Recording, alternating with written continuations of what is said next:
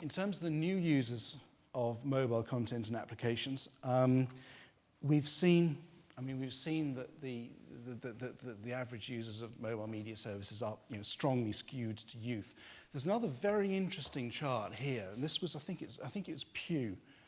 Yes, it was Pew Internet, an American Life project. This is some US research, and these are income bands along the bottom, and it's a percentage of teenagers. So, as the income bands go up, more teenagers have PCs at home, and more of them have mobile phones, but less of them use mobile phones for internet access, which is a slightly interesting result, but it's consistent with some other findings, which are essentially that people try to find the best screens and the best experiences and the best way of interacting with the internet and with content that they can. And frankly, when you get to be in a fairly wealthy household, a mobile phone is generally not your best option because there's a laptop around or a computer or a cable TV, whatever there is, there are alternatives.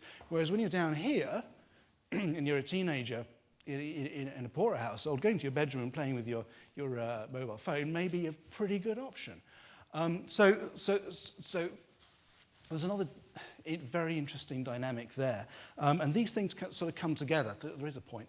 They come together because wealth and available free time tend to drive the way that people use these services. Flipping back to that, it tends to move more over here and less over here. So the mix of services changes. The overall effect is very positive for mobile content applications and a mobile environment as a whole. There's an increased focus on productivity-enhancing convenience applications, things that just work better on mobile or are very, very convenient. And fit conveniently into the daily lives of and improve the efficiency of older or more wealthy people. There will be more users adopting a handset as a habitual way of accessing the internet, because the average users, we have this kind of usage of mobile content. It's the same as the kind of profile of ownership of smartphones. The new users within each category are going to be people who probably aren't so well off. They're going to be people who are attracted by cheaper Android handsets, etc. They are more likely to be using phones for just more basic functionality rather than, again, it's more about saving time and utility rather than about wasting time. And sorry, I've made that last point. So overall, it becomes more of a utility and less of a toy, probably. So that's the overall trend there. In terms of some of the conclusions, well, these are very indicative at the moment, but this is these are something that's coming out of our day in the life of analyses. In terms of what people are going to be doing with a mobile phone now and in 5 years' time, sliced a couple of different ways.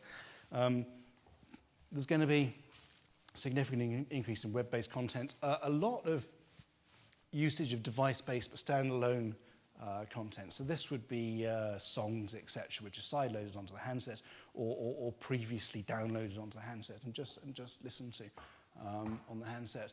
Quite a lot more consumption of streamed content, some broadcast, obviously that depends if there are broadcast networks in place, and probably usage of SMS, PSTN, etc., broadly unchanged.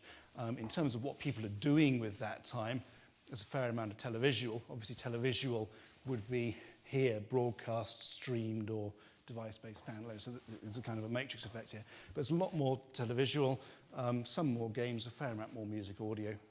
Not a lot of difference in communications, a bit of reading, and some mobile applications. So that's how we think the profile usage. Overall, probably doubling over 5 years. And as I say, that's against the framework of our day in the life of analyses. So what we've done is we've taken the average person's media consumption in a day and reallocated that. We haven't just assumed, hey, it's going to double, it'll be 5. It's against a frame of reference where those assumptions really do make some sense and are tied into, for instance, how people consume television on a computer, on a cable network, and on a broadcast TV network, etc. Next. want to talk a little about the operator perspective on mobile contents and applications. If I take an example, most mobile contents and applications has some kind of ability to generate some kind of symmetrical benefit. If I give an example of say some advertising targeting or something like that, a Turkish operator has done this, Tonla Kazan or something, which is a ringback advertising, and if you phone a person who's subscribed to this, you listen to as their phone rings, what you hear is the advert that they have selected, and they gain credits. Because they have credits, they don't want to churn operators because they lose their credits. So there's a bit of a retention upside. So there's a bit of a benefit there in terms of churn reduction. The thing is, any operator can do that. It's not something that one specific operator can do. So what happens is all the others do it, they match it, they all get a bit of a benefit in terms of net margins, and then it all gets competed out in terms of reduced fees. So you haven't actually got any long-lasting sustainable benefit from this content proposition. The only way you can do that is to generate something that is asymmetrical, so something that one operator can do that another operator can't do. And that is actually extremely hard. With that in mind, we set out to define the different content types or the different types of mobile content and applications from an operator perspective. The first one is probably the premium level cross-platform content plays. This is something that Orange is doing in France, for example, where they have, and these are typically rights which are purchased in a fixed environment and then leveraged into a mobile environment through some kind of bundling. So this is Orange's triple play. They've got TV rights, football rights in France. They offer those in ADSL. They bundle phone in with that, and you can get those access to football content, etc., on the mobile phone. And they say it's driven up subscriptions. It's also drove take up of 3G when it came in. But that's typically something which is valued in a fixed environment and leveraged into a mobile environment. There are quite a few, or have been quite a few attempts to bring in content in a solely mobile environment, which differentiates versus competition. So football rights were tried in Italy when they hosted the World Cup many years back. And there have been a few attempts. Generally, they haven't worked, and the reason is that I think the reason is that they've generally been tried in developed markets where people generally have better options. Are you going to watch the big match on your mobile phone handset when there's a 50-inch screen in a pub nearby? Probably not. So you have got a better alternative. That's the key. It's generally why those things haven't worked. There's a kind of a next generation convergence play, and that's something which Deutsche Telekom are particularly pursuing. And what that focuses on is coordinated access to content like your photographs, your friends' contact details, etc., Twitter accounts, social networking, all sorts of, and rights management and potentially some sort of, I guess, cloud solutions and backup, etc., across fixed and mobile environments. Right now,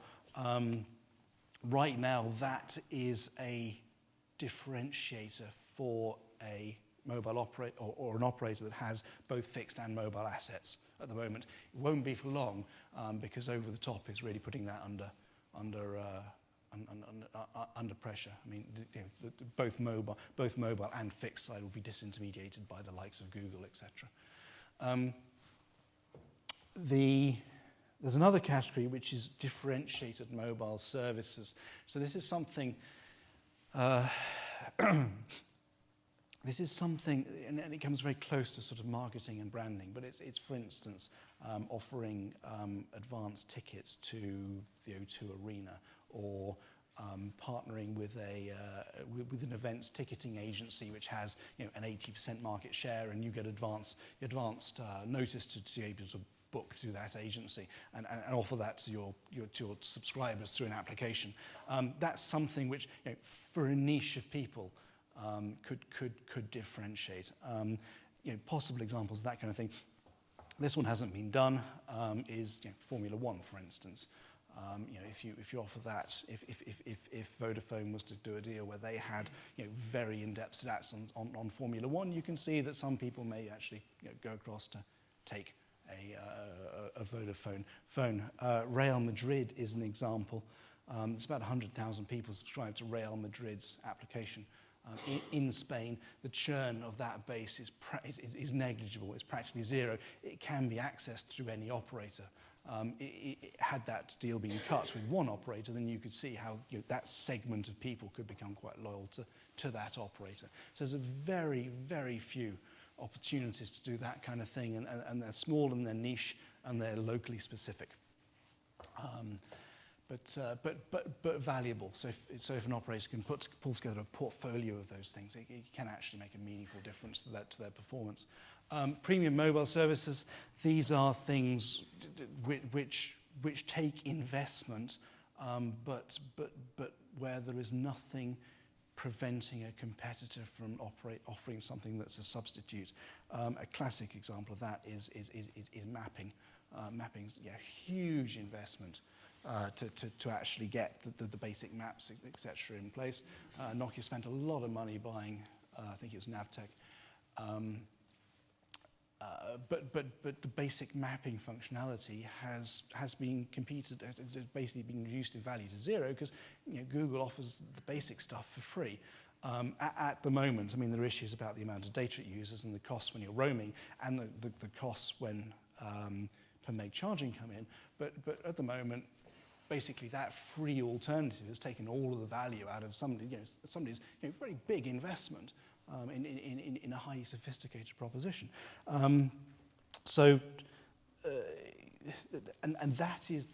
That's the category into which the vast majority of mobile content and application services tend to sit. The things which operators could spend a lot of money investing in.